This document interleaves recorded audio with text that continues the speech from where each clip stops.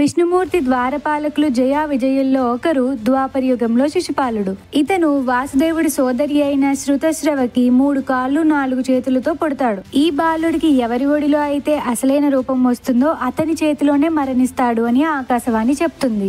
అది ఎవరో కాదు, వాసుదేవుడి పుత్రుడు శిశుపాలుడి సోదరుడు అయిన కృష్ణుడే అని ఒక రోజు తెలిసిపోతుంది.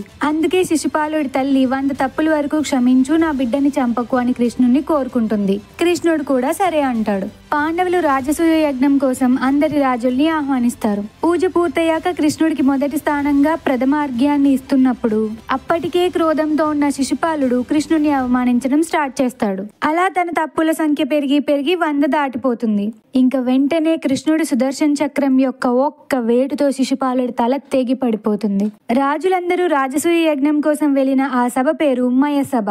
అంటే దారి ఉన్న చోట ద్వారం ఉంటుంది, నేల ఉన్న చోట నీరు ఉంటుంది, అలా మొత్తం మాయతో నిండిపోతుంది. ఆ మాయలో పడి చూసుకోకుండా దుర్యోధనుడు నీటిలో పడిపోతాడు.